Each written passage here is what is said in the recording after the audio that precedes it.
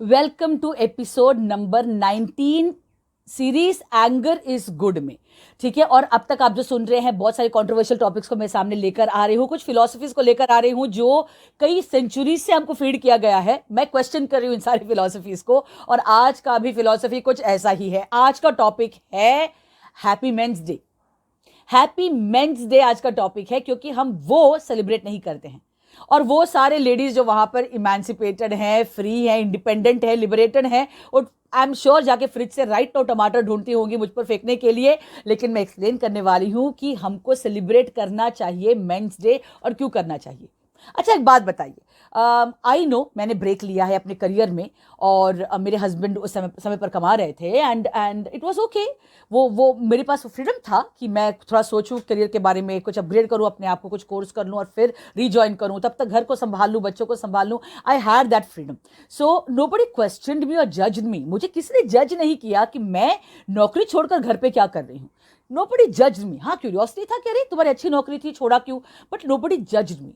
But I also know for a fact मेरे अपने दोस्त हैं, अपने क्या बोलते हैं, कलीग्स हैं, जिन्होंने अगर and if they are men और उन्होंने ब्रेक लिया है, एक ब्रेक लेकर के घर पर सोच रहे हैं कि what should they really pursue, या करियर को रीथिंक कर रहे हैं। मुझे पता है कि सोसाइटी उनको कैसे व्यू करती है। मैं यहाँ रीड करके सुनाती हूँ आपको जो बुक में लिखा है। आपको याद होगा anger is good is also a book जो बहुत जल्द पब्लिश होने वाला है। मैंने यहाँ लिखा है, can you imagine the never ending load that men have to carry, the responsibility of being the head of the house, being held accountable for savings, insurance, funds for education, luxuries and conveniences। मैं ये नहीं कह रही हूँ कि मेरे बहुत सारे दोस्त ऐसे नहीं है जिनके हस्बैंड्स काम नहीं कर रहे हैं and they are carrying the load of the house. अरे of course hats off to them. लेकिन अगर ये सेम चीज अगर कोई लेडी करती हो, घर पर रहती हैं और हस्बैंड काम पे जाते हैं, नोबडी जजेस देम ना। कोई जज नहीं करता, कोई डिसरिस्पेक्ट नहीं करता। लेकिन जब भी आदमी घर पे रहता है और काम पे नहीं जाता, या कमाता नहीं है, या घर की रिस्पॉन्सिबिलिटी नहीं लेता as the head of the house, we actually smile and we laugh and say, अरे यार उसका घर पे ना, वो आदमी ना घर पे बैठा है, वो नहीं, मतलब हम कहते ही हैं ऐसे, राइट। हम हमेशा ये कहते ही हैं कि men who are at home and not working are irresponsible.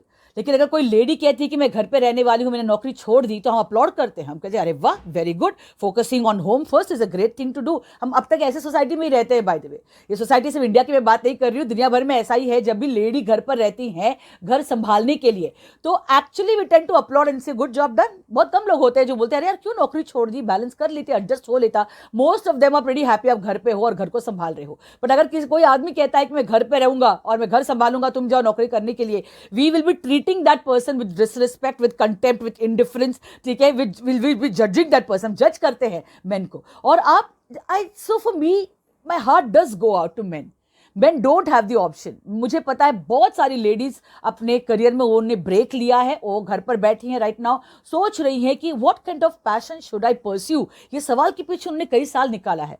मैं आज तक एक आदमी को नहीं जानती जिनका घर है, जिनका फैमिली है, जिनके बच्चे हैं, जो डिपेंडेंट्स हैं, माँ बाप होंगे जो डिपेंड करते हैं, जो कहे कि मैं ना कुछ सालों का ब्रेक लेकर सोचने वाला हूं कि मुझे लाइफ में क्या करना चाहिए। ऐसे मेरे सर्कल में तो ऐसा कोई नहीं है।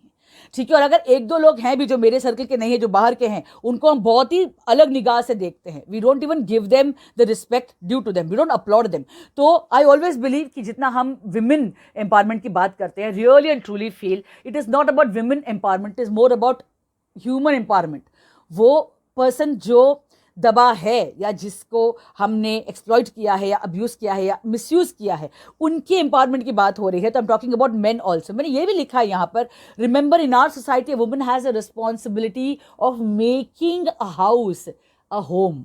राइट, औरतों को जिम्मेदारी दी जाती है तो घर को, मतलब अपना घर बनाना, या किसी एक हाउस को होम बनाना, वो उसकी जिम्मेदारी होती है। लेकिन honestly, if you really think back, the very responsibility of making the house itself in the first place usually men के कंधे पे होता है। ये जिम्मेदारी औरतों को तो वेट करना है कि हाउस को हम होम बनाएं।